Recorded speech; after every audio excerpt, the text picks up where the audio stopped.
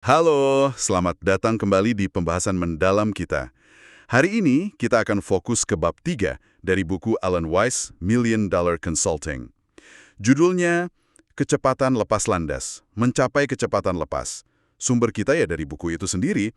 Kita mau coba gali nih, ide-ide kuncinya soal gimana sih caranya membangun momentum, citra biar bisa tumbuh cepat. Ya, seperti kata Weiss, mencapai kecepatan lepas itu. Bab ini lumayan menarik ya, karena dia bahas dua sisi gitu. Sisi fisik, fondasi yang perlu dibangun, tapi juga, dan ini kayaknya lebih penting, soal perubahan mindset. Ini krusial banget buat lepas landas. Oke, kita mulai dari yang kelihatan dulu ya. Soal kantor profesional. Weiss bahas ini di awal bab, halaman 53-56. Dia sebutin tuh, perlu telepon bisnis khusus, komputer printer yang bagus, ya gitu-gitulah. Kedengarannya standar ya. Tapi, sebenarnya apa sih inti pesannya di sini? Ya kelihatannya kayak daftar belanjaan biasa ya, tapi intinya bukan di situ. Wise itu mau menekankan, ini di halaman 55 dia bilang, bahwa profesionalisme yang kelihatan itu, wah, nggak bisa ditawar dari hari pertama. Ini bukan soal pamer alat canggih, bukan, tapi lebih ke membangun persepsi. Persepsi nilai. Jadi investasi ke citra, ya alat kantor, materi pemasaran, itu semua itu bukan biaya, tapi kayak pernyataan gitu loh. Pernyataan keseriusan Anda, penghargaan buat klien. Bahkan sebelum ngomong apa-apa, contohnya brosur tuh. Dia bilang brosur yang profesional, bukan yang asal dipetik. Itu ngirim pesan kuat soal perhatian ke detail, ke citra. Biarpun mungkin nggak dibaca semua kata-katanya, tapi kesannya itu loh, penting banget. Oh, jadi gitu ya. Bukan fungsinya aja, tapi pesan di baliknya. Ini nyambung dong sama ide dia di halaman 56 yang bilang, merek utama adalah nama Anda. Berarti semua elemen citra yang kita tampilkan kantor, materi, cara kita ngomong, penampilan, itu semua ngebentuk merek kita, diri kita sendiri. Bagaimana kita dilihat dan dihargai. Kayaknya Wise keras banget soal ini ya. Jangan pelit soal persona Anda, gitu kasarnya. Jadi ini investasi ke persepsi klien soal nilai kita. Oke, itu tadi soal fisik. Sekarang kita geser ke yang lebih dalam nih, soal mental. Wise ngomongin soal membebaskan diri dari kotak pengalaman kita. Halaman 56-57. Kita semua kan punya pengalaman ya, dari kantor lama, firma konsultan, atau dari kampus. Itu berharga pastinya. Tapi gimana caranya biar pengalaman ini nggak malah jadi penjara buat potensi kita ke depan? Apalagi kalau mau lepas landas tadi. Nah, itu pertanyaan bagus banget. Bahayanya itu ini dibahas di halaman 57-58 kalau kita jadi terpaku sama satu model atau cara kerja yang udah kita kuasai dari dulu. Kita jadi nyaman, terus berhenti belajar hal baru. Contoh klasiknya, Wes nyebut soal asesmen kepribadian kayak DISC atau MBTI gitu. Itu kan alat ya buat pahami gaya orang. Alat ini bagus, bisa bantu. Tapi seringnya malah jadi tujuan. Konsultan jadi fokus jualan tesnya, bukan cari solusi buat masalah klien. Jadi kayak kejebak di kotak alat itu aja. Wah, iya juga ya. Jadi fokus ke alatnya, bukan ke masalahnya. Betul. Wise malah kasih contoh agak ekstrim tuh di Providence Energy. Katanya profil kepribadian manajer dicetak di mukopi mereka. Mungkin niatnya baik ya, biar saling paham, tapi ini nunjukin gimana satu model bisa jadi dominan banget, kayak dogma gitu. Sampai ngabain konteks sama kebutuhan asli. Modelnya jadi kayak kacamata kuda, bikin kita nggak bisa lihat cara lain. Ini contoh gimana pengalaman atau alat masa lalu bisa membatasi, bukannya bantu. Kacamata kuda, analogi yang pas banget. Ini nyambung ke konsep yang mungkin kedengaran agak aneh ya, tapi relevan banget buat pertumbuhan. Perangkap kesuksesan. Walaupun ini dibahasnya di akhir bab 2 sih, tapi rasanya penting buat paham lepas landas di bab 3 ini. Gimana ceritanya sukses kok jadi perangkap? Positif gitu kok malah menghambat? Paradoks memang. Kuncinya ada di pengulangan tanpa mikirin lagi. Kalau kita sukses pakai cara yang sama terus-terusan, nggak pernah diuji batasnya, nggak pernah ditanya lagi kenapa begini, ya kita bisa keenakan di zona nyaman kita. Kita jadi malas coba-coba, malas meregangkan otot. Menurut Wise, konsultan yang mau beneran tumbuh itu justru harus berani coba hal baru. Ambil proyek yang agak di luar kebiasaan. Bahkan sampai mungkin ya ditolak. Penolakan itu dalam konteks ini bisa jadi sinyal bagus loh, sinyal soal batas kemampuan kita sekarang dan mana yang perlu dikembangin. Kalau nggak pernah coba melar, kita nggak akan tahu bisa sejauh mana. Masuk akal sih. nggak mau keluar dari yang udah pasti berhasil ya. Nah, itu nyambung bandak sama argumen Waze di halaman 59. Pentingnya nambah terus model sama pendekatan baru di gudang senjata kita. Bisnis kan berubah terus, kebutuhan klien juga. Yang berhasil kemarin belum tentu cocok hari ini. Kalau cuma andelin jurus lama, ya siap-siap aja stagnan. Kecepatan lepas itu butuh adaptasi, belajar terus. Oke. Jadi jangan terlalu nyaman sama sukses masa lalu. Terus ada lagi nih, nasihat yang sering banget kita dengar. Under promise and over deliver. Janji dikit, kasih lebih. Kayaknya bijak ya. Tapi di halaman 60, Wes nantang ini habis-habisan. Kok bisa ya? Kenapa dia kritik nasihat yang populer ini? Alasan utamanya Wise itu karena kalau ini dilakuin terus-terusan, sinyalnya bisa salah ke klien. Klien bisa jadi mikir, loh, kalau kamu selalu kasih lebih dari janji, jangan-jangan janji awalmu emang kerendahan ya, kamu nggak pede sama nilaimu. Nah ini tanpa sadar bisa nurunin persepsi nilai layanan kita di mata klien gitu loh.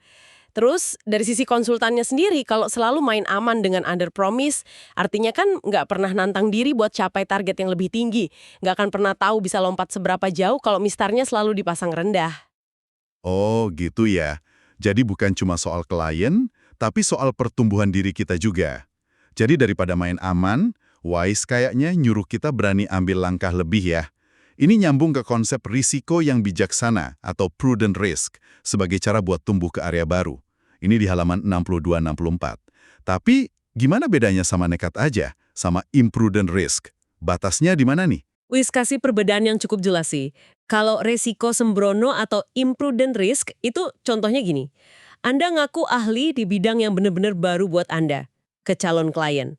Terus Anda ambil tanggung jawab penuh atas hasilnya, padahal belum punya rekam jejak, belum punya hubungan kuat juga sama klien itu. Wah, ini kayak loncat tanpa parasut. Risikonya gede banget buat reputasi kalau gagal. Ngeri juga ya kalau gitu. Nah, sebaliknya, resiko bijaksana atau prudent risk itu ada ciri-cirinya. Pertama, Anda jujur soal pengalaman Anda di area baru itu. Nggak pura-pura jadi master. Kedua, Anda usulin pendekatannya kolaboratif, jadi tanggung jawab suksesnya dibagi sama klien. Klien jadi partner aktif, bukan cuma nerima hasil jadi. Ketiga, dan ini penting, biasanya Anda coba cara ini sama klien yang hubungannya udah baik, udah saling percaya. Nah, adanya hubungan baik sama tanggung jawab bareng ini yang bikin risikonya jadi bijaksana, terukur, dan jadi cara buat tumbuh yang oke. Menarik. Terus ada mekanisme fail safe atau pengaman yang dia sebut di halaman 63. Itu gimana cara kerjanya? Kok bisa jadi pengaman? Cara kerjanya cerdas sih. Jadi pas Anda usulin kolaborasi dengan tanggung jawab bareng, itu sebenarnya Anda lagi ngetes nih. Klien lihat nggak nilai unik yang Anda bawa walau di area baru. Kalau kliennya mikir, loh kalau saya juga ikut repot gini ngapain saya bayar Anda? Nah, kemungkinan besar mereka bakal nolak kan? Menurut Wise, ini sinyal. Mungkin belum pas waktunya, atau kliennya bukan partner yang cocok buat coba-coba. Ya udah, jangan dipaksa. Oke, jadi penolakan itu justru jadi pengamannya ya? Betul.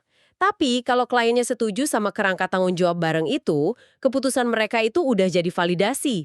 Itu artinya mereka lihat nilai tambah Anda, walau Anda nggak ngaku ahli tunggal, dan mereka juga ikut kerja. Persetujuan mereka itu kayak lampu hijau. Risikonya layak diambil bareng. Cara yang elegan lah buat jajal area baru bareng klien. Sistem validasi yang oke juga ya. Nah, kita lanjut lagi. Wise juga bahas soal gimana kita sering dibatasi sama cara pikir kita sendiri. Dia sebut penutup mata berpikir atau thinking blinders, halaman 64-66. Dia pakai analogi dari Joel Barker yang kuat banget buat jelasin ini. Bisa cerita sedikit soal analogi itu? Oh iya, analoginya visual banget. Pertama soal sadel sepeda di halaman 65. Kenapa sih desain sadel sepeda itu lama banget niru bentuk pelana kuda? Padahal kan sering nggak nyaman buat sepeda ya. Ya karena desainer awalnya kejebak sama paradigma pelana ya kayak pelana kuda. Butuh orang mikir beda buat dobrak itu. Baru muncul desain sadel yang lebih fokus kebutuhan pesepeda. Kayak sadel yang kepisah itu kan lebih nyaman buat sebagian orang. Ah, iya. Kebawa sama contoh yang udah ada ya. Persis. Contoh kedua soal lebar rel kereta api standar, halaman 65 juga. Ada cerita populer, walau mungkin nggak 100% akurat, katanya lebar rel itu bisa dilacak sampai ke lebar jalur roda kereta perang Romawi, yang lebarnya ditentuin sama ukuran pantat dua kuda penariknya. Lepas dari benar atau nggak ceritanya, ini jadi metafora kuat. Gimana standar atau cara pikir lama yang mungkin udah nggak pas lagi, bisa terus dipakai dan batasi inovasi. Cuma karena ya biasanya juga begini, paradigmanya nggak pernah digugat. Ilustrasi yang kuat banget ya. Gimana asumsi yang nggak kita sadari bisa membatasi kita. Terus, Wise kasih teka-teki angka buat ngetes penutup mata kita nih, halaman 66. Angkanya, 8, 5, 4, 9, 1, 7, 6, 3, 2, 0. Apa ya logikanya? Ini bukan pola matematika biasa kan? Tepat sekali. Kalau kita mikirnya ini pasti soal matematika, selisihnya berapa dikali berapa, urutan naik turun, wah nggak bakal ketemu. Penutup matanya ya asumsi itu, logikanya ternyata simpel banget. Urutan abjad dalam bahasa Inggris. 8, 5, 4, 9, 1, 7, 6, 3, 2, 0. Huruf depannya I, F, F, N, O, S, S, T, T, Z. Astaga. Iya. Kepikiran kemana-mana padahal sesederhana itu. Nah, ini langsung bikin kita mikir kan? Penutup mata berpikir macam apa yang mungkin lagi aktif ngebatasin cara Anda lihat peluang atau solusi di kerjaan Anda sekarang. Pola pikir atau asumsi apa yang Anda terima gitu aja yang mungkin ngehalangin kecepatan lepas Anda. Wah, dalam juga ya. Jadi kalau kita coba simpulkan nih dari pembahasan bab 3 ini, ada beberapa poin kunci ya. Pertama, citra profesional itu bukan hiasan, tapi fondasi persepsi nilai. Penting banget dari awal. Kedua, pengalaman lalu itu bisa jadi pedang bermata dua. Hati-hati, jangan kejebak, terus cari modal baru. Ketiga, pertumbuhan itu sering butuh berani ambil resiko bijaksana, jangan main aman melulu. Dan keempat, ini mungkin yang paling dasar, kita perlu bisa kenali dan dobrak penutup mata berpikir kita sendiri. Gitu ya? Pas banget rangkumannya. Pesan utamanya memang gitu. Mencapai kecepatan lepas itu bukan cuma soal kerja keras gila-gilaan, tapi kombinasi strategis. Bangun fondasi citra yang kuat, terus rendah hati buat terus belajar dan adaptasi, berani keluar zona nyaman lewat resiko yang dihitung, dan yang paling penting, yaitu tadi, kapasitas buat mikir kritis dan nantang asumsi sendiri. Terutama asumsi yang paling kita yakini. Jadi, buat Anda yang lagi dengerin, apa artinya semua ini? Mungkin ini waktu yang pas buat berhenti bentar, terus merenung. Di area mana nih, di kerjaan, proyek, atau bahkan cara belajar Anda, ada kemungkinan penutup mata berpikir yang tanpa sadar ngebatasi? Ada nggak asumsi soal harusnya begini yang mungkin perlu ditanya ulang? Dan ada nggak area di mana Anda bisa mulai coba risiko bijaksana? Buat perluas wawasan gitu. Mungkin kolaborasi atau coba cara baru yang sedikit beda. Oke, itu tadi pembahasan mendalam kita soal bab 3 dari $1 Million Consulting-nya Alan Wise. Mencapai kecepatan lepas. Makasih banyak sudah menyimak. Mungkin sebagai pemikiran terakhir nih buat Anda bawa pulang. Wise kan nekenin pentingnya dobrak paradigma dalam cara kita kerja. Coba pikirin ini deh. Gimana kalau paradigma terbesar yang perlu Anda dobrak itu bukan soal apa yang Anda lakukan atau bagaimana caranya, tapi soal siapa yang Anda pikir bisa jadi klien ideal Anda? Atau soal nilai apa sih yang sebenarnya Anda tawarin ke mereka? Nilai terdalamnya gitu.